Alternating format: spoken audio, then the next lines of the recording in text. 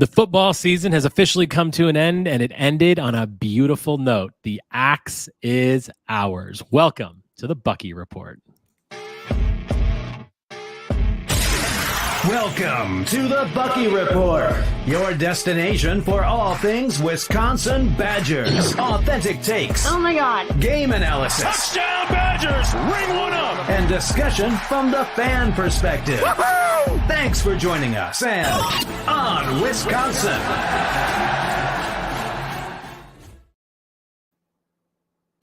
Welcome into the Bucky Report. We are your hosts, Rajiv and Justin, in for our weekly episode to talk about all things Wisconsin Badgers. We are at the Bucky Report on Twitter, YouTube, and wherever you can find your podcasts. If you like the show, hit the subscribe button so you know when we make new content. We certainly appreciate that.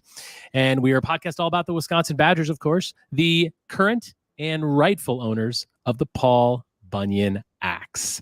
Justin Julka, my partner in crime. How are you, my friend? We won the axe. I am doing well, and I am doing about as good as can be expected after spanking Minnesota. So I'm feeling great. It's really the best feeling in the world. I mean, we had such an up and down season, and we're going to get into it today. But my gosh, it's good to beat Minnesota. It really is. No tears are better than PJ Fleck tears. Absolutely. And PJ Fleck, you're just such a whatever. We don't even care. It's just nice that we don't have to talk about him and know that he's feeling like, you know, he has one over on us because he doesn't anymore. That trophy is back where it belongs. By the way, how do you like a coach that goes out there and basically just craps on his team, and then finally after basically blaming everyone else for their inability to execute, finally says, well, yeah, that might be somewhat, you know, on us too as coaches. Listen, I am so happy that he's not our coach because I would be furious all the time because he's just, I really just don't like to hear him talk. I don't like to see him. I want nothing to do with that guy. And yeah, look, you know what? Take responsibility for what's yours. Like, this team is no good. You've been there for 7 years. They're still no good. So you can say what you want and you can row your boat and all this nonsense. By the way, I absolutely loved that Luke Fickell said in the locker room, sink the boat. That's fantastic. That's just playing to playing to the young kids, playing to the fans, you know, all that good stuff. All right, man, Justin, let's lead it off with our 3 takes from the week. Kick us off, my friend. Well, number 1, Braelon Allen put on a show in this game. It was incredible. Number 2, Tanner Mordecai played his butt off. And number 3, the basketball team is looking really good. They sure are. All right, my 3. This was the most important win of the season and the most important win of the very early Luke Fickell era. Just a really, really critical thing for us to not only end the season on a high, but kind of send us into the off season the right way. Number 2, we've seen Braelon Allen's last game in Camp Randall, at least. Certainly the bowl game, yeah, maybe the bowl game, maybe not. I hope the bowl game, but I think we've seen it. We've seen our last regular season game of Braelon Allen, which is sad. We're going to certainly talk about him a lot today. And number 3, John Blackwell will be a starter by January. What do you think of that one? I think it's a very interesting thought. I think that it's something that I personally would say I like the idea, but it's really difficult when we look at it outside of a fantasy team and having to massage the chemistry of the team. And that's where I get kind of caught up in it. It's like, what is best for this group of guys and how we attack this? Whatever gets them to play at the highest level, I don't really care how you do it, as long as he's getting enough minutes to be what he's been. Yeah. So. Thanks for all that are joining us live tonight. A couple comments up here. Seth says, overall, a disappointing season, but ended the year on a positive note. Now it's time for Fickell to earn the big paycheck and start making some big improvements. Seth, by the way, was one of the guys who called us to be 6-6 when I was saying 9-3. He was definitely more right than I was, but we did get to 7-5, Seth. I know that you were one of those guys, but you were closer than I was for sure. Drew Appleton says, possible matchup, either Texas A&M or LSU. Love them both. Don says, let's all sing PJ rowed the boat ashore. Oh man, so good. And Mike says, well, Braelon skipped the bowl game. We'll certainly talk about that a little bit. And he also says, don't forget about the volleyball team, Justin. We are going to get into that today. Most definitely are not. Yeah, we are going to get into that a little bit today. So on the show today, we're going to talk through the Minnesota game, kind of give our takes on everything we saw, do our weekly superlatives. Quick Big Ten roundup. We're going to focus on the Michigan-Ohio State game because that was a great game to watch. Then we're going to get into the basketball team a little bit. Fort Myers tip-off champions, which is great, wins over Virginia and SMU. Big couple weeks coming up with games against Marquette and Michigan State and Arizona. So lots of good stuff there. And then we are definitely going to touch on the women's volleyball team who had a huge win against Nebraska, the #1 team in the land. So thank you all for joining us. All right, Justin. One more thing I wanted to get into. Since football season is officially over, don't worry, Justin and I are going nowhere. We are going to stay with you with our weekly pod throughout the year. We're also going to be sprinkling in a couple new things. If you didn't get a chance to see Justin's breakdown of D-line recruiting, it was awesome. It was a quick 10-minute video. He's going to do a lot more of that recruiting stuff as we kind of keep going because recruiting is definitely his thing. And then we're still kind of figuring out how we're going to do our midweek thing. We might not do 3 big things every week because with basketball season, depending on what the game is, we will be doing one for the Marquette game this week. But so stay tuned for other things like that. But on Sunday nights, you can always expect our weekly pod to hit. And we always want to do it live so we can have as much interaction as possible. Anything to add on that, Justin?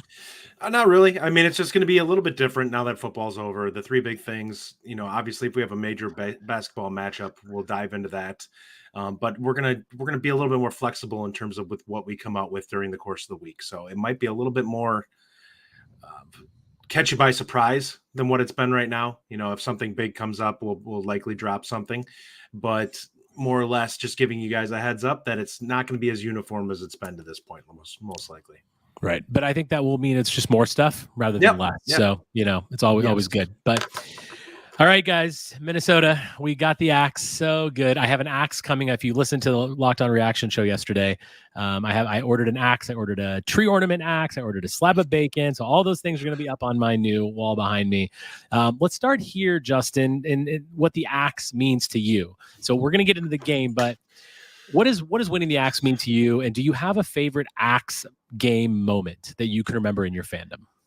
Oh, my fandom one goes back to me is the gold standard of it, which was the blocked punt and the Metrodome, which was the greatest moment in Axe history, in my opinion, because they thought that game was over. They figured it was all, and then that happened, and I'm like, oh my God, what just happened? And who was it? There was a Badger player who was at that game, who was a Minnesota fan. He's from Minnesota. I can't remember which one it was. And he said he remembers they were walking out thinking that they had the victory, and they turned around just in time to see the block punt and the touchdown for the loss. And I'm like, God, that's so great. Like, this is amazing. So yeah, it's just that's one of those surreal moments in sports history, kind of like what happened in that Alabama Iron Bowl game, 4th and 31. It's like those are the moments that fans will remember. Like that's like one of those core memories like they have from the Disney movie, where it's like that is locked in. Like you'll always remember that moment where you saw that play and you're like, that's crazy. Yeah, that also was, and that was Jonathan Casillas, was it not? That was Casillas that blocked that? Someone correct me wrong. I thought it was Casillas that blocked it, but yeah. So one of my favorite memories, of course, is certainly that one, but also anytime we won when I was in college, because it was so cool. The students, the players will parade that thing around the stadium, which I think is great. And I always sat in the front row of the student section, so I always got to try to reach over and get down there and touch it if I could. But honestly, it means a lot to me. Coming into this year, I knew that, look, I thought we were going to be really good. Obviously, we all thought we were. Throughout the year, I wanted improvement. I wanted to be better every single week. I wanted us to be playing our best football at the end of the year. Now, while we had a big hiccup there after the Ohio State game, we played Indiana and Northwestern, we did exactly that. We did play our best football at the end of the year. And this game was massive. We could have laid an egg against Nebraska and Minnesota. We could have mailed it in, but the players didn't do that. They did exactly what they needed to do to bring this home. And I think for every Badger fan out there, winning the Axe is super important. I don't think you could have had a successful season without the Axe. And we're going to get into that next week and kind of find out, talk about how successful the season really was and do a whole season review. But yeah, man, I think it's just so great. But getting into the game a little bit, the Badgers went down again early. Defense struggled again early. We wouldn't be us if that wasn't the case. Right. Quick touchdown from Minnesota. What were you feeling after that touchdown? Did you think it was over? Give me some of your thoughts early on in the game. I wasn't that, I didn't react that quickly to it. I needed to see a little bit more. I was not happy about it, but I wanted to see if we had a response after that, and would we lock it in and kind of take things away at that point. I was more concerned offensively about how we would react and if their defense was capable of holding us down. And that was the bigger thing for me. I think as things kind of went going on, we assumed control of this game and started dominating after probably their second score. I don't think they really threatened us much after that. Yeah, it's interesting because, when we went down 7-0, I was thinking, all right, we're going to spot them 7 or 14. But I feel like I had the confidence that our defense was going to step up. It was just a matter of when. Was it going to be in the second half, like you said, or was it going to be right away? And it was right away. And we had these little sort of tiers. It was first half after Indiana Northwestern, then it was a little bit better against Nebraska, and it was a lot better here. And I again give the defense a ton of credit. I don't really know. I mean, the adjustments they're making are working, and it's almost as if everything that happened on the first drive, they just immediately let go of it. They put it behind them, and they just played better football. Mm-hmm. And it's really impressive that they can just turn it on like that. So kudos to Mike Tressel. There was, we've had an up and down year defensively, and we've probably never had a rush defense as porous as this rush defense. But I give the team a lot of credit because they fought hard, and we came back so quickly. And we kind of took over the game. I think you said it right. We sort of owned the game after that. And any kind of looming issue you were thinking in the beginning game, it's like, well, all we have to do is not screw this up. And then, we turn it over to Braelon Allen, who had a fantastic game again. Yeah, he was incredible in this game. This is exactly what everyone has been waiting for and hoping to see out of him, coming into this. Now, the big thing that I wanted to take a look at was actually the rushing stats overall in this game. I actually think the defense didn't do a terrible job. They gave up a little over 100 yards in rushing. This isn't a great defense. That's the big takeaway. The people that I wanted to hammer on Tressel, I don't think there's a coach out there that turns this defense into a world-beating defense. It's an issue of talent. There's just not difference makers on this. And there's not guys that are flashing. We don't see anybody that's just showing out. I mean, Wohler does some nice things in this scheme, but even he's not having a ton of flash plays where he comes crashing through and makes, a sack or a tackle for loss. The preceding defenses that we had guys all over the place. And this team just doesn't have it. They have Wohler, and they have, I guess you could put Hallman in that category too. But I think Hallman is legitimately a dude as a cover guy. But we just don't have the threats to really punish an offense. And they played hard in this game. I think Minnesota really had to earn that 119 yards. And that big part of that was a quarterback run where I think he had 30 yards. Mm-hmm. Yeah. So. Yeah, I mean, you're right. The defense did a really good job in the second half. That once again, they continue to play, and they put our offense in good positions. We never got really behind the 8 ball after that first drive, and I think that was really important. And what I love is there was progression every single week, right? The defense continued to get better, which is all we ever want to see. Mm-hmm. And the offense, let's switch over to them a little bit. I mean, let's just talk about Braelon Allen. First of all, Braelon Allen, yes, I think we both agree that was his last game as far as regular season game. Do you think he plays in the bowl game? I don't. I don't think there's a lot of value to it for him unless he wants to go out with the bowl game just for his memory's sake. I could see him right now starting to get prepped for the combine, which for him or whatever he's going to do in terms of that, whether that's be cutting weight or whatever to try and get a little slimmed down so that he's, can get as fast a 40 time as possible. I think that he's a guy that may have to do some work to kind of slim down and get to a little lighter and do some fundamental work there to kind of get that speed up. I just don't think it's worth the wear and tear to him. Why risk it now? You made it through. You're in relatively good condition. For him, if this was his last game, why risk the chance that you go out there and blow out a knee or pull something going into the draft? now at this point, because he's a guy with an injury history. If you're somebody who's had a clean bill of health like your whole career, even then you still have to kind of consider it. But when you're somebody who's proven that you have some issues kind of staying healthy, I think it's a terrible idea to kind of put yourself into that in harm's way again. Totally agree. I'm hoping, obviously, selfishly, that he's going to play in the bowl game, but you're right. He's not going to play. Why would he? Exactly what you said. I completely agree. Injury prone. Obviously, that's a concern, and he needs time to get prepared, and that's okay. I mean, I don't blame a player. Do you blame players for that, or do you feel like that's in general? How do you feel about the whole thing about not playing in bowl games and then basically being done at the end of the regular season? I think it depends on the game. Like if you're in a New Year's 6 game, or if you're in a playoff matchup, I understand it playing. If you're not, I can appreciate being like, listen, this isn't going to do anything for me, really. I don't need a big matchup here where I go off to have something, beef up my draft stock. I think guys should just get out and be healthy. Like I understand, like selfishly as a fan, I want them to go out there and play because I want to see them play one more time.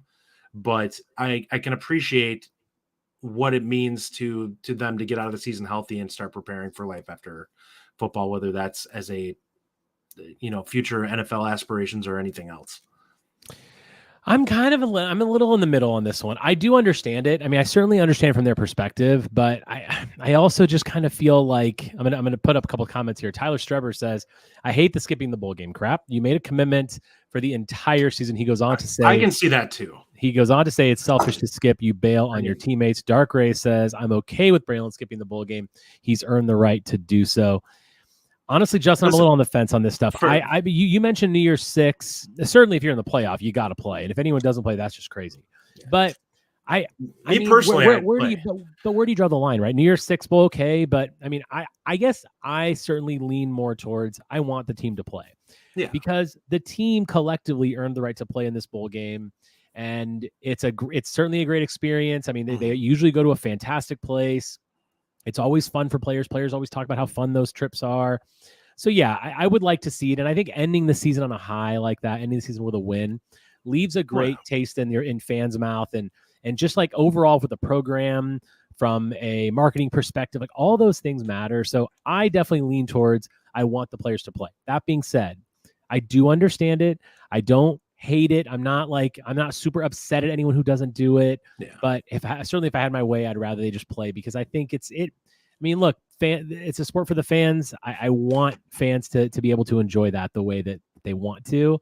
So, I can see it both ways. Yeah. I mean, I agree. I mean, for me personally, if I was a player, I would want to play, but that's just how I'm wired. Like if there's an opportunity for me to go out there with my teammates and get one more opportunity, that's the way I would want to do it. I owe it to them. They were there, in the trenches, so to speak, with me playing the game. So they deserve me to show that effort and respect and come out there and play one more time. But that's me. Everyone else has their different things that they're looking forward to. And not everyone's a nutcase like me. So, there's that too. There's some good discussion going on in the comments here. Tyler says these guys are getting NIL money now. Their strings tied to that. I think you're going to skip the bowl game now after getting X amount of money. Dark Ray says if Braelon Allen gets injured, he could ruin his NFL career. You can't blame him for looking after himself. Certainly, we always welcome the comments in here. Thank you for that kind of stuff. Yeah, and I think fans have differing opinions on this, and that's okay, right? It's okay. Then, and I get it. I think there's always kind of different sides to it. But that being said, there are a few comments in here about Minnesota getting to a bowl game. Yes. I want to comment on the NIL one real quick. That is something that legitimately you can't pay a player for performance, but it wouldn't shock me if they said, we want to tie in there that you play in that game. Like that's something that I believe NIL can do, and they could contractually obligate you to play in that game based off of whatever terms are in it. So maybe that's something that ends up happening going into the future. Maybe that's part of the way people deal with NIL. Like there's going to be strings attached. If you're going to take that money, that there's going to be an expectation that you play in certain games. Who knows? Yeah, fair enough. So there was a couple questions about the Minnesota bowl game. Yes, they finished 5-7, and yes, we should have ended their bowl game hopes, but there are not enough 6-6 teams. That's pretty much the reality of the situation. It ended last night when Colorado State and Hawaii played late. So technically Minnesota has the highest APR, and they do get to play in a bowl game. It's going to be hopefully the crappiest bowl game of all. Did you hear who they might be playing? Who? New Mexico State. Jerry Kill. Yes, I did actually see something on Twitter about that. And if that's the case, nothing would. It's almost actually better if Jerry Kill beats them and sends them to 5-8 with an extra loss. Like I didn't want them to get the practices, but it would be even better to see Jerry Kill because I actually respect Jerry Kill, and I felt bad that he had to leave Minnesota due to his health, but all these people have trashed him since he left and talked about how much better Fleck was. And I'm like, Fleck's not better. Like his best seasons were with Jerry Kill's guys, and Jerry Kill was a better coach. Like they had a better baseline in terms of just consistently being what they were under him. Now they weren't a good team and the offense left something to be desired, but effectively what we saw from Fleck is he hit on one class that he held on to for dear life for like 7 years that basically carried him throughout his entire tenure. And now we'll see if he can ever have another good season now that he lost his meal ticket, so to speak. Yeah, Jerry Kill is. I did also respect Jerry Kill when he coached at Minnesota, but how much can you really respect Minnesota? That being I can said, respect him, but not the team. I mean, look, Minnesota now might go 5-8, so that's fantastic. There are a couple comments about that, which is great. Getting back to the game, I want to put up this comment and talk about another offensive unit. O-line gave Fit credit in believing in them on that fourth down versus Nebraska, flawless against the Gophers. They were really good. Kevin Greel. So listen, Justin and I have specifically talked a lot about the O-line this year and problems with Jack Nelson, problem with penalties, procedural things, holding, just in general, pass pro issues, run pro issues. But listen, they had a great game. Mm-hmm. And I think when you ask yourself the question, what was different in this game about the other games and why did we play so much better?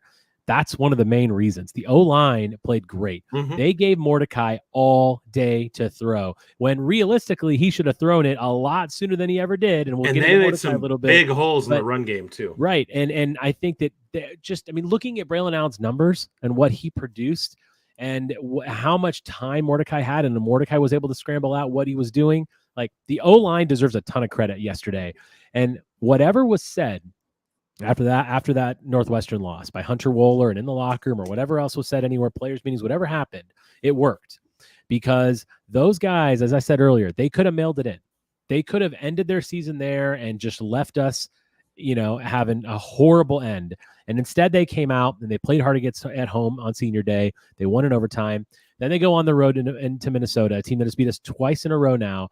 And though they left those seniors with glory, that was amazing to go and take the axe. And every single person, now we're obviously focusing on a few positional units and we're going to talk about the O-line here, but so many people stepped up and that's exactly what this program needed. But Justin, we've talked a lot about the O-line. So tell me what you saw in their performance yesterday and how well you think they played. Well, I thought they were incredible. I thought that was a dominant offensive line game for them. There were some massive holes that opened up. We saw Braelon get loose for 3 runs of 20+ yards in that game. And as long as 50. Yep. Yeah. They consistently gave him some decent yardage in general. Like he would pick up 5-6 yards. The funniest thing about this is I saw the PFF grades on this. They're super mediocre. And I'm like, what are you guys looking at? Like, I'm trying to figure out, like, this was excellent line play. Like the eye test was obvious in this game that they were good on the offensive line. And this is one of the more mediocre games I've seen from an actual like scoring standpoint. I'm like, I'm at the point where I'm at my wit's end with this. Like none of it makes sense. So like, I guarantee the coach's grading tape, they're going to look at and be like, yeah, you guys were great. Awesome effort. Everyone played hard. No penalties. Like what more can you ask from your offensive line? Justin's goal before next season is to rewrite the code for the PFF grades, and he's going to have a talk with them. It's not the grading. It's the people doing the evaluation is what it is, and I just don't know how legit any of them are, and that's why I have a problem with it. Zach Bart's a good friend of the show. The O-line looked like they played with the most confidence they have all season. You're right. I agree. Zach, you're totally right. It's a confidence thing, right? There were hints of it in that Nebraska game too. And look at what winning does for the team. That overtime in Nebraska, and exactly right, from the comment earlier, the 4th and 1 that if Justin and I were coaching, we would never have called that. Mm-hmm. But hey, they worked, and that confidence at O-line, they played with it this time, and it was really, really good. Let's talk about Tanner Mordecai. Obviously, another really good game, and like I mentioned, he holds onto the ball way too much. But Justin, he's a pretty good leader, and we're not going to see him next year. We'll probably see him in the bowl game. That'll be it. Talk to me a little bit about how you feel like he did overall this year. Obviously, the season, it wasn't quite what we expected for him, but I think the guy deserves credit. I mean, he did play well. He's not the greatest quarterback we've seen since Russell Wilson, but he's not that far off. Yeah. I mean, Jack Cohn is the best quarterback we've seen since Russell Wilson. I would say, looking at him is that I just look at it and he's just gritty and he finds ways to get it done. He's not a guy that was a great passer with us. I mean, he left a lot of meat on the bone in terms of what was there offensively. And listen, people want to trash the wide receivers, and they deserve a certain level of, angst for the drops. But this offense in general, there was enough blame to go around for every position. Like, it wasn't on one particular person. Mordecai, despite the fact that he wasn't great passing this year, was excellent with his legs. He did not put the ball into harm's way very often. He didn't do a lot of negative plays that we saw for the most part. He didn't have a ton of huge positive plays, but he didn't hurt us. And that's why I've compared him to Stave in the past. He's one of those guys. He's out there. He's just kind of right down the middle. That said, if we can get somebody who can offer this and we can upgrade at a lot of other things going forward, we'll be in a good position. I think that they're looking for somebody that's more dynamic than this. So they definitely had to find somebody who's more of a passer. Yeah. Nick says, I'm still wondering how Mordecai regressed so much from the last 2 years. The stats and eye test are insane considering what he did. Yeah, I mean, certainly he came in with 70 touchdowns, 7,000 yards at SMU. It's a different caliber of opponent, first of all. Yeah. Different caliber of opponent. I mean, you're playing Big Ten defenses. I'm sorry, SMU just doesn't have that kind of – they don't play that kind of talent. That's number one for me. He had an NFL wide receiver, too. Right. When you have a new system like this, I mean, this is new for everyone. It's not just new for Mordecai. It was new for the entire team. I mean, we had 30 new players on our roster this year, 15 transfers. A lot of them played. So, I mean, I think that it's just – I think – first of all, had his hand not got broken, I think his numbers would have been a lot better, of course. He was gone for those few weeks and it affected his play. But yeah, I don't really know what I think. After last year, you would have looked at Tanner Mordecai and said, okay, he's probably going to be an NFL quarterback. But now you think not so much. And then especially with his inability to have accurate deep balls, I think that's the big glaring thing. And I didn't really watch SMU games last year, so I don't really know how his deep balls looked. But whether he regressed or whether the opponents are just different, I don't really know. It's really hard to say, but I think there is a point to that. I mean, there has to have been a little bit of regression, right? There definitely was. But I mean, it's almost as if so why he regressed, I guess the world will never know, but he definitely did. And I don't really know that he's truly NFL caliber anymore. Yeah, I think somebody may give him a camp invite, but I don't see, he's definitely not getting drafted. The way I kind of look at it is, it's coming into this, there's no way we could have seen this happening. Like I would have put a baseline for him at, I think 17 or 18 touchdowns where I had him. And based off of what we've seen from prior Wisconsin quarterbacks, that would have been a reasonable ask. Like from a talent standpoint, the tools for the most part there are better than the bulk of the quarterbacks that have started before. The scheme change and everything else, it's clear that nothing came together the way they wanted it to. And it wasn't, Locke was a little bit better from the passing standpoint, but it still wasn't anything to write home about. Like it wasn't even like he was going out there and tearing it up. So things were just not in sync this year. And that's just the way it was. The regression, looking at it, there were some accuracy issues. There was definitely some apprehension on his part to let loose with the ball, which I think played a major part in it in terms of the productivity and the stats. But it's unfortunate that we didn't get to see him just let loose and go out there and play. Like this, if I would have been great to see what this offense is going to look like in 2 years with him at the helm, to just find out what we would have truly had in him. And I kind of feel bad that his career is kind of ending with a whimper, even though he did get to go out with a couple of, big rivalry games and potentially a bowl game here where he gets a chance to win too. Tyler with a great question here. How does our perception of Mordecai change if we don't have so many drops, do you guys think? Yeah. I mean, it makes a difference for sure. It makes a big difference. And we had probably one of the, I don't know where we ranked in the Big Ten for drops. I know we were high up there. We were leading it. I believe. That's a big problem. And you're right. I mean, that's something that we'll never really know how our perceptions would have changed, but I'll tell you what, our perceptions of the wide receivers went downhill real quick, knowing how many drops we had. A couple other quick comments I want to get to before we go to our next topic, and I have to find it here. Mike says, hot take, Gard, DeCluna, and Hallman are our starting cornerbacks next year. And then Tyler stops in and says, Mike, I agree if Hallman doesn't go pro. Yeah. If he does, I think Snowden fills his role. I also agree that Snowden will be a cornerback. There's another comment in here that has Snowden more of a safety. I'm really excited to see these guys next year. What do you think about Gard, DeCluna, and Hallman as the starting cornerbacks next year, Justin? I think Gard will be our guy in the slot, but Jace Arnold will have a say in that. He's also very talented and very athletic.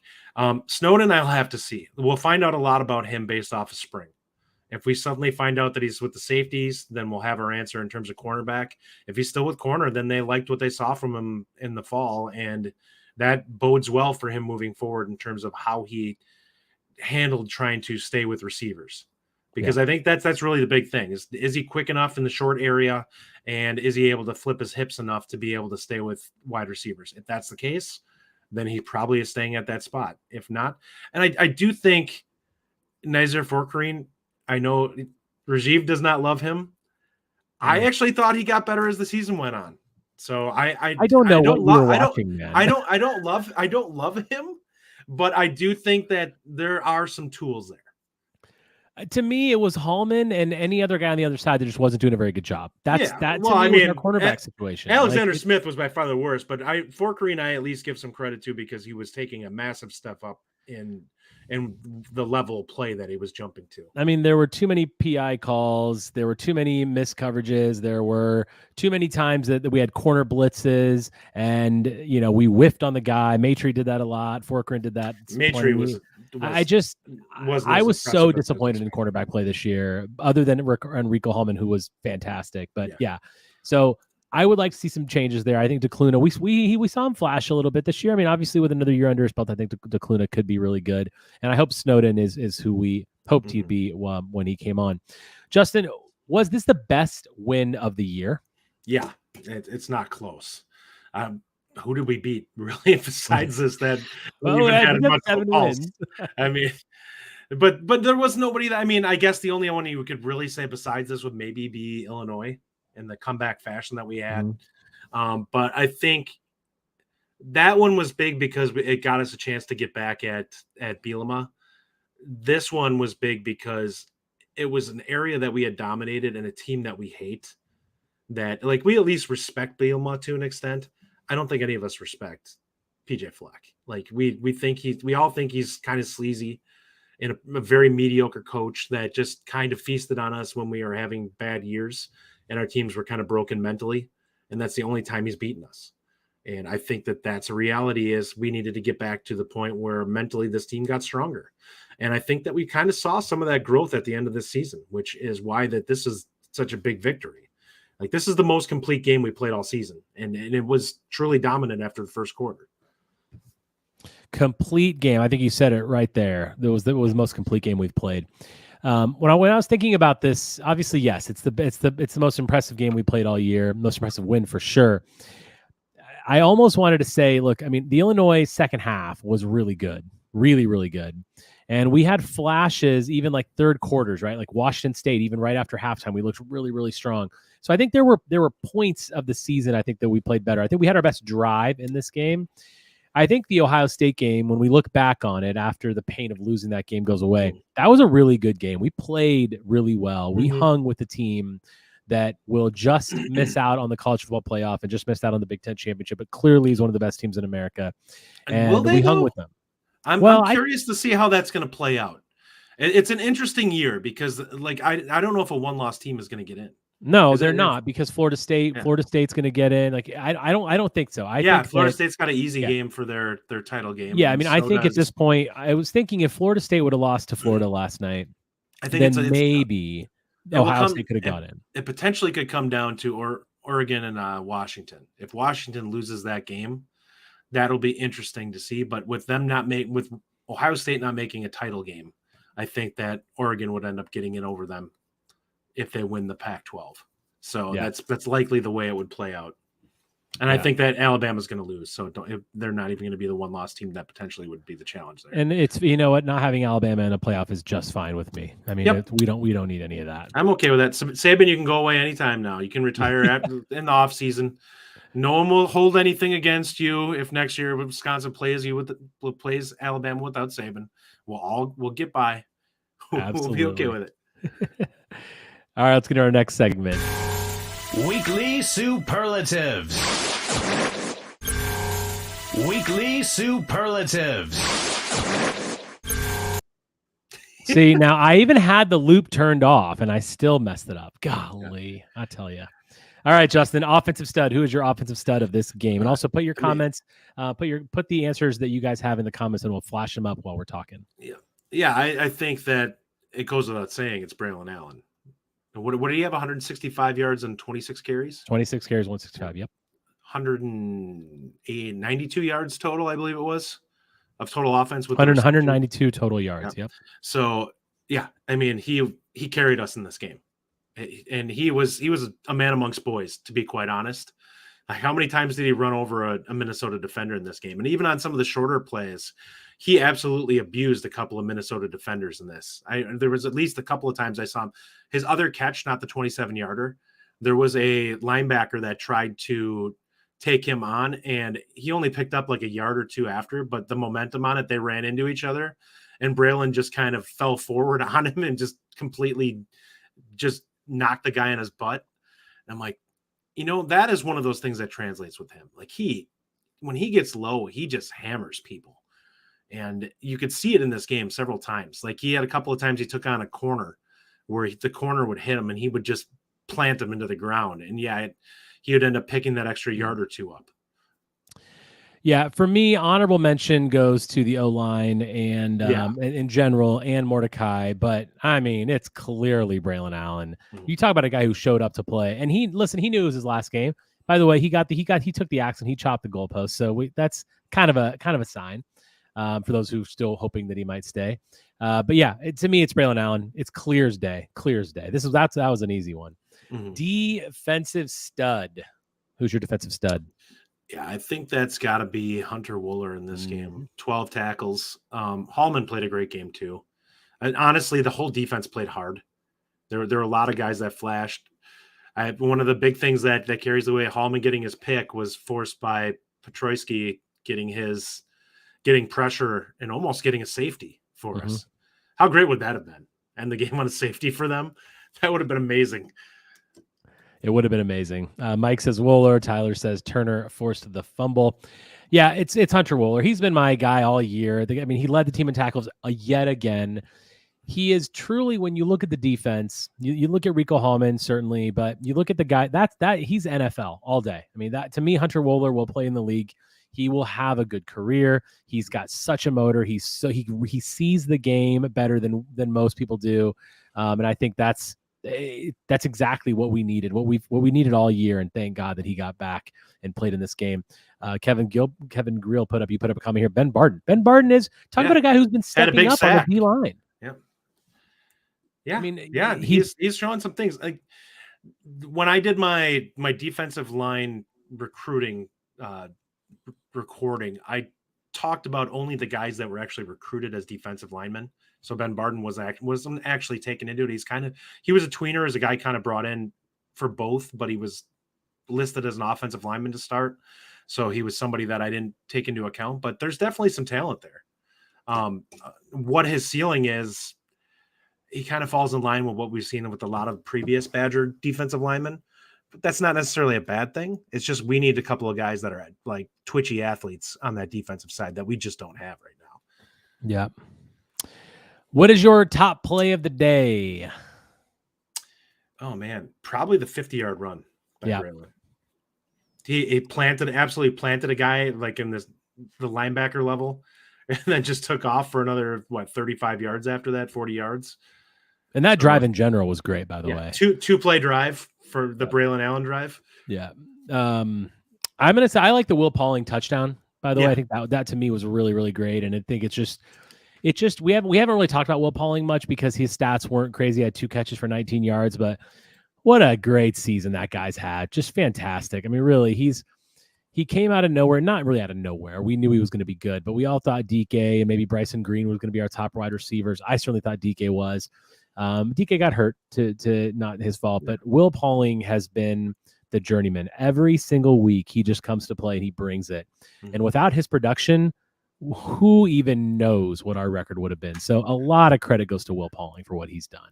Kyle Chandler here with the fake QB draw. Yeah, that play was in the running for me for sure. It was. I was really impressed with that play. It was a really nice design, especially with how Minnesota always seems to play us very aggressively, where they will absolutely bite on things. So if you can cause some misdirection with them, you typically can catch them out of position. And that's exactly what happened on that play. Braelon was running free, nobody there. The other one that I was going to bring up was DK's catch. That was a 35, 40-yard catch where he ran up there, just found a space and kind of sat down on the defense and then just took off running. Those are a couple plays we haven't been seeing most of the season where guys would get loose and we'd pick up 25, 30, 35 yards that we could have used a lot more, but it was nice to see it in a game that was a big game for us. We talked a lot about who was kind of hot this game and who played well, but let's go to who's not. Give me someone that you didn't think had a good game. I mean, I know, and I don't want to focus on the negative because we had such a good game, but can you think of anyone who you thought really just wasn't there? I'll go first on this one. For me, it was Nizer Forkran. I know he had the big sack, and I get it, but those PIs, I mean, they're not even debatable. You got to turn around, man. You got to turn around. When you see the receiver's eyes looking back, you got to make a play on the ball. He could have had 2 picks. I know it's easier said than done. I'm not saying that's an easy thing to do, but at this point in the season, I feel like you got to be making better plays. And I think he was beat all the time. I didn't really love the way he played. I give everyone credit on the team because everyone played well enough to win and beat Minnesota. But if I'm finding someone who I'm going to say who's not and who didn't have a great game, I'm going Forkran. And I will also go middle linebackers because, in general, they struggled. Yeah, I would say that Forkran was more bipolar to me in his play in this game. That's fair. He was inconsistent. He had some really nice things that he did, and he had some things that you're head scratching, man, what's going on out there? I thought that they got a really nice game out of Getz. Other than him, Peterson was okay. The linebackers are just underwhelming this year. They're guys that do not show up much. And it's weird to me looking at this season-ending stats, and you see Getz with 4 sacks, and you see Peterson with 4.5, and I'm like, I can't remember a real splash play from either one of those guys that I was like, wow, that was impressive. Now they made it. So I think the problem is with this defense is we saw a lot of coverage sacks this year, so it wasn't guys just flashing off the edge. It was like you're sitting there counting like the old school 1 apple, 2 apple, 3 apple, 4 apple, waiting for the guy to get sacked. And that's kind of what you see happening with this defense. So the linebackers, they were solid in this game. Nobody was poor, but it was obvious. There's the biggest thing takeaway you have from this season is there's just not enough guys that flash. We just don't see these guys do things that we're used to seeing out of our defense. We'll touch on this one for a second. I think it's pretty clear who the game MVP is. That to me is Braelon Allen. I think everyone's going to answer that question. Braelon Allen. Bacos. He was, Bacos. There you go. But yeah, I mean, I feel like that's a pretty easy one. But getting into the Big Ten a little bit yesterday. So yes, our good old friends, the Iowa Hawkeyes, have won the West.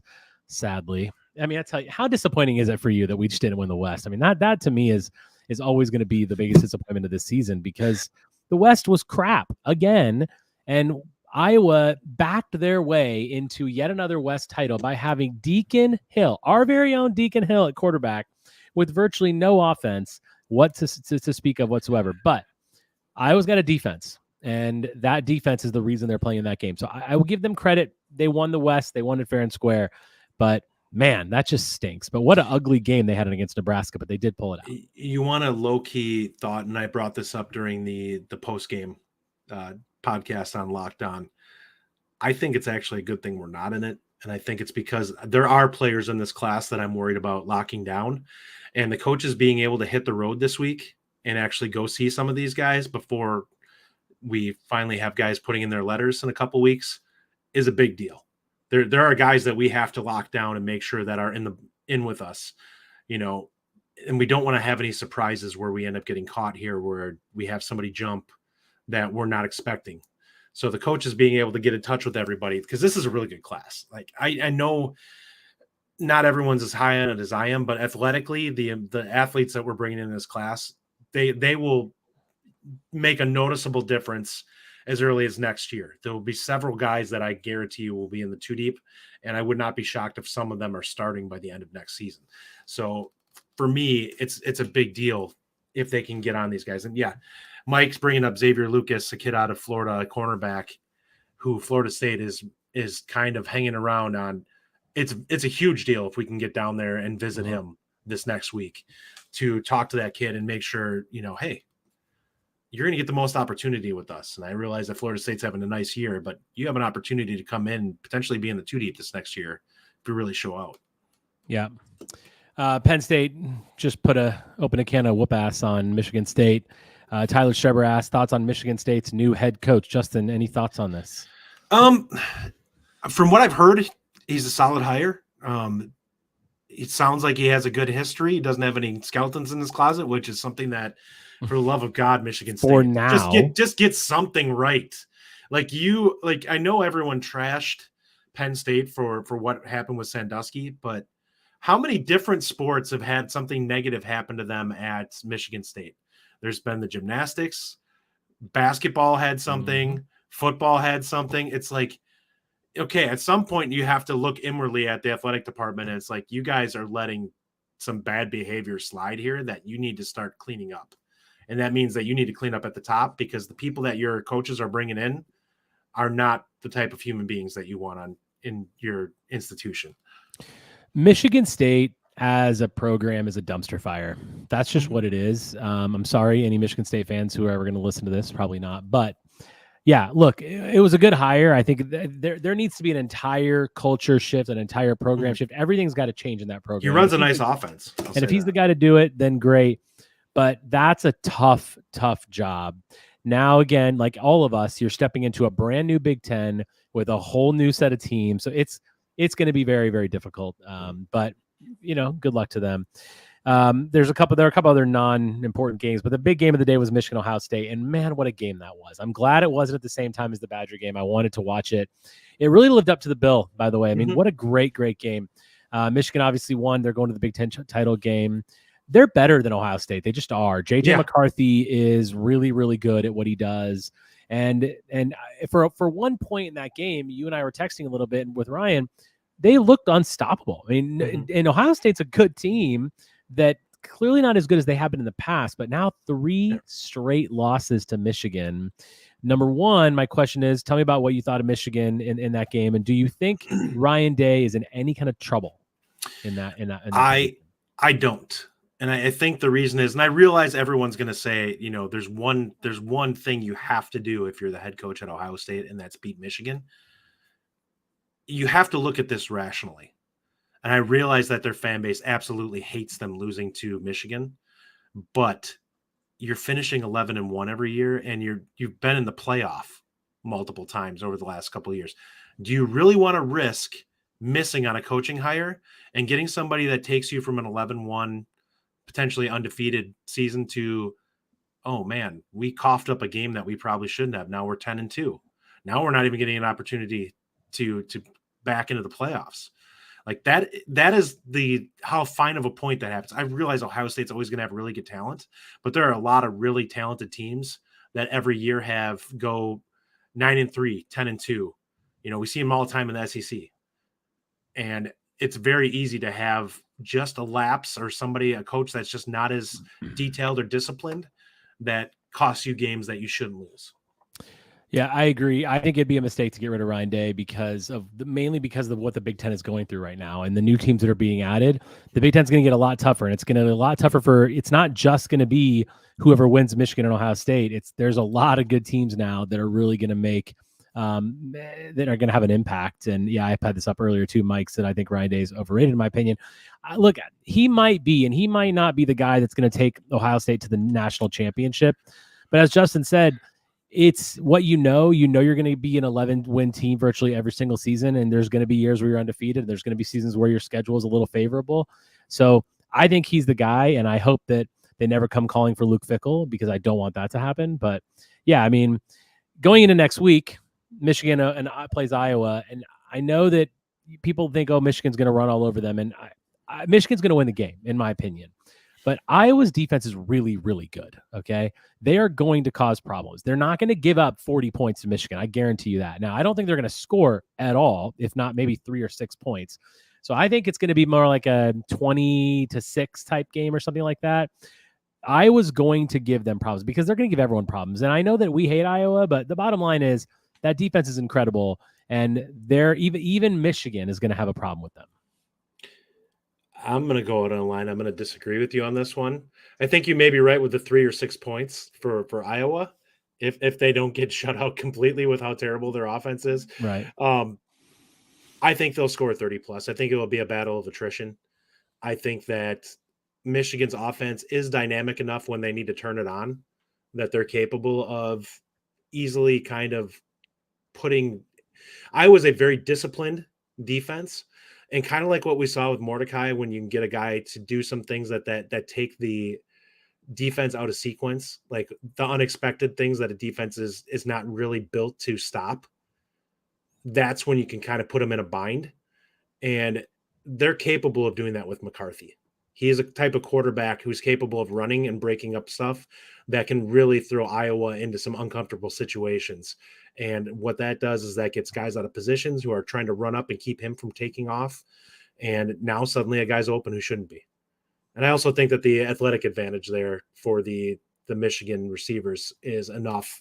I don't love their skill guys, but I think their skill guys are good enough that they're capable of separating on Iowa, and especially with Cooper DeJean no longer being in there this year anymore. Cooper DeJean obviously is a huge loss. Tyler says defense gave up 31 to Penn State. Rajiv, I hear you on this, and Iowa's offense put their defense in a really tough spots throughout that game. Now, if that happens again, if Deacon Hill starts turning the ball over deep in his own territory, then yes, obviously Michigan's going to score a shit ton of points. But if they can just punt the ball every possession, I'm telling you, I don't see Michigan scoring tons of points. Just first down, defense. Just punt it right away. I'm serious. I mean, you think it's look, if they don't turn the ball, if they turn the ball over in the 10-yard line and Deacon Hill fumbles, then fine. It's not, of course they're gonna score a lot of points. But in a world where Iowa's punter is their best player, he is their best player, other than Cooper DeJean, then yeah. So I really do believe that Iowa's going to be able to contain them. That being said, Michigan wins by 2 touchdowns at least. There's no doubt in my mind about that. Mike says 35-10 Michigan. So we'll see what happens there. There's a chance they don't score 30, and I think that's if they get up a lot early and they just call off the dogs and they just basically coast. Yeah. Which I think is a possibility. Finishing off football, let's talk a quick. By the time we have another discussion next week, we might have a bowl finished up by then or decided. Is there a bowl game you're hoping for? What do you think is going to happen? Where do you want to play? I kind of want to see Music City. I'm cool with Nashville. I wish I could actually go down to it this year because it'd be kind of cool to go down to that. That's one of the cities that I really want to see. So I'm kind of hopeful that they get that one. I think it's December 30th, if I'm not mistaken. December 30th is the Music City Bowl. It's a nice late game, so they get lots of time for prep where they're not going to be pushed to have to force in practices to get as many in as I can before then. So yeah, I don't like having my bowl game be at December 21st. And now we're like, oh, great. There's going to be like another week and a half of bowl games here. And the one that I'm looking forward to is already gone. Right.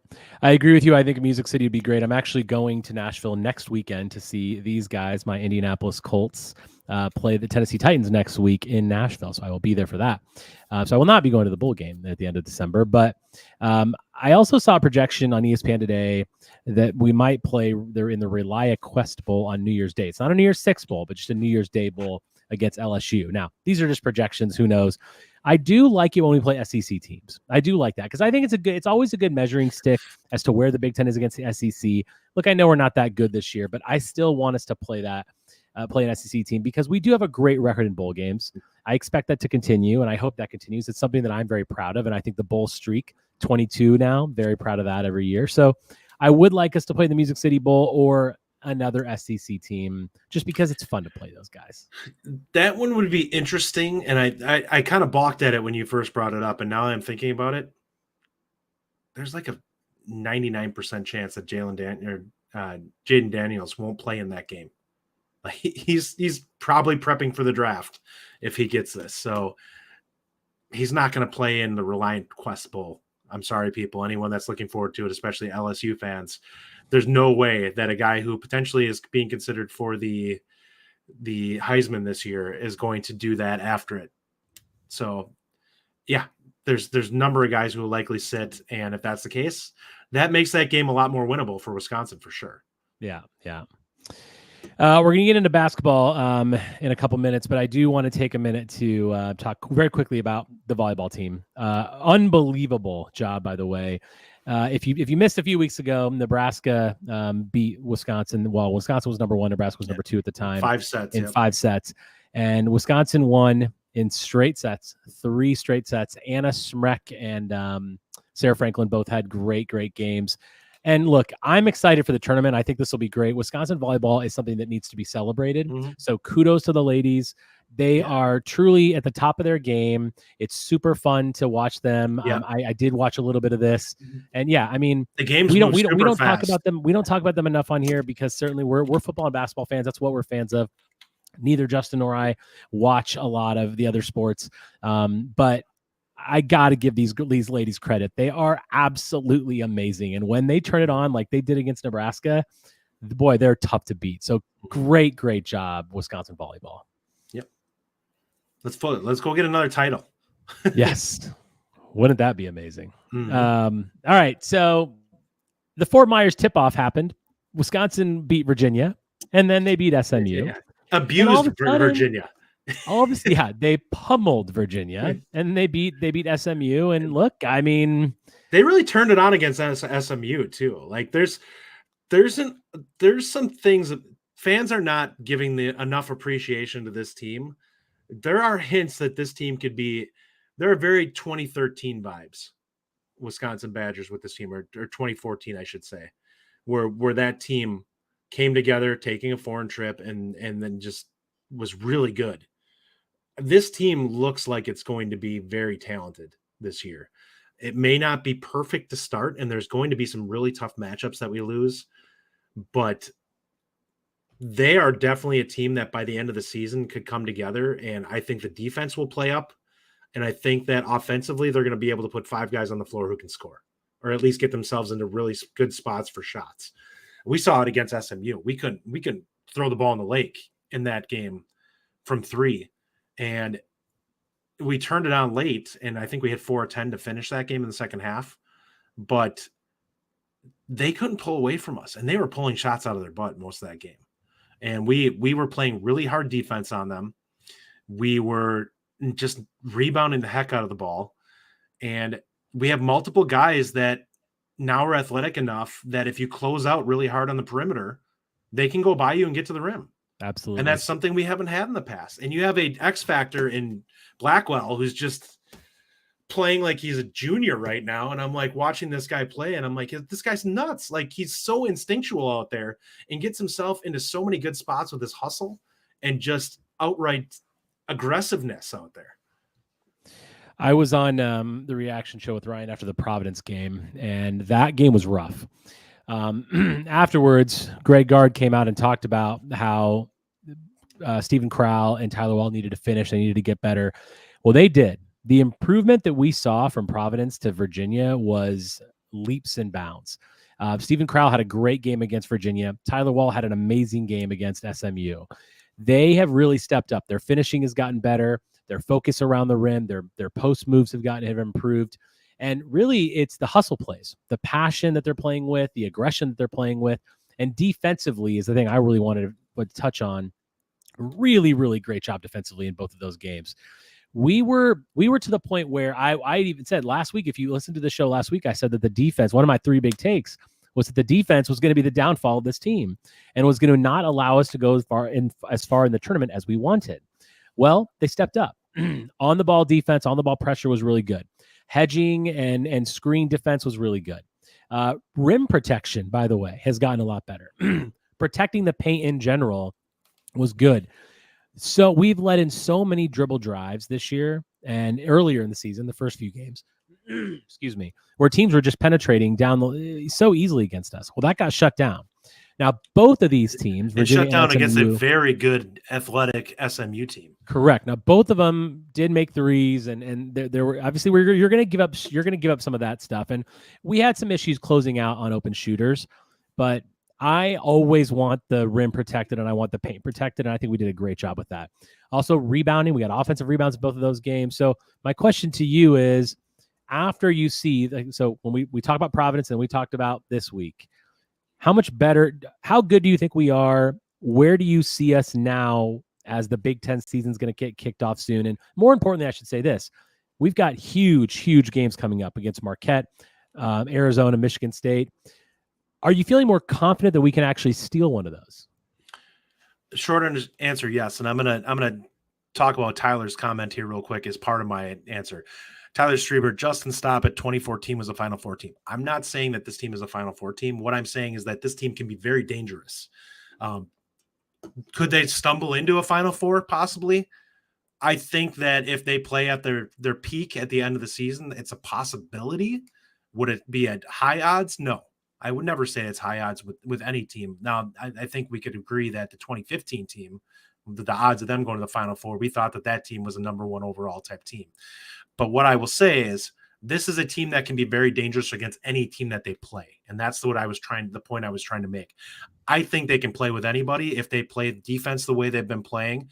And I think that they are capable of scoring with anybody.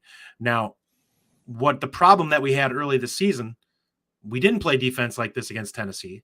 We didn't play defense like this against Princeton, and we got flat out tough against Providence, yes. And Providence, and that was a problem for us where we didn't show that. They have to consistently play at the level that we're playing at right now. But I think the talent is there that we are going to cause problems because this is an excellent passing team. And if they play defense the way they're playing, we're going to get good shots against everyone we play because there's enough athletes out on the floor to tax the defense of other teams. And we play like a team that is not getting by on their athleticism, which means that the athleticism plays up a bit. And that's why Wisconsin has looked so good offensively. I need to look at the analytics a little bit closer. I think we're comfortably over a point per possession right now, which is basically anything over 1 is good. And I feel confident that we're pretty cleanly over 1 right now. So if that's the case, there's going to be a lot of teams that can't hang with us because we're more efficient than them. And we're going to win games simply because we're just better at getting good shots for ourselves. And we're athletic enough to get ourselves to finish. So I do think that this is a team that's, yes, Sweet 16, I think is a possibility. I actually put them at an Elite 8 type team. If they play like they played against Virginia and SMU, they're an Elite 8 team. I think that's legit. I think that the energy and defense will play. I think you're on mute, Rajiv. No, you're not. I'm not. I can't hear you.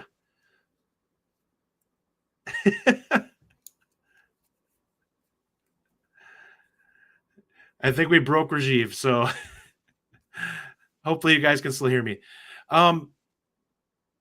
What I'm looking at here, guys, there are going to be some teams that we play coming up here. The games that I see coming forward, I think Marquette is a team that we can play with them. I don't think that there's anyone on that team that I look at that from an offensive, there you are, that I look at that I say that they defensively can cause issues in terms of being able to dominate us in the paint. We're going to Crowell is going to be a problem for most of the teams we play. So I'll say that right off the bat.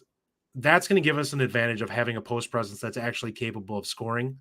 And Wahl is a really nice secondary piece in the paint, which is going to help us against some of these teams that we have coming up. The guard play if we can play a wash against teams like Arizona and them, and I think we can, because I think Chucky is a really balanced and under control player, we can hang in those games, and I think we can cause some problems. Can you hear me now? Yes, I can definitely hear you. Yep. Excellent. Sorry, I did unplug my mic.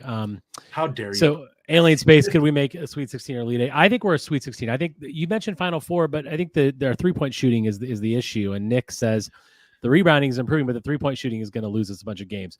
This is a problem. Obviously, I think that it needs to get better. We need to get better, but we have 3-point shooters on this team. Connor hasn't even started yet. All right. I mean, he got one in this game, and I still believe he's going to come good this year. Obviously, he's coming off of his injury. I think he's going to get more minutes, and the rotation is a little bit of an issue right now. Not issue, but where does Connor fit in, right? And that's going to kind of play itself out over the next few games. And I'm really, really interested to see how it comes out. But we have to get better shooting the ball if we're going to be a potential Final Four team. So I don't think I don't put us anywhere near there. Yeah. To me, Sweet 16 is where we are. If we get to the Sweet 16, that's a successful season for me. If we have to make the tournament first and foremost. I want to be top 5 in the conference.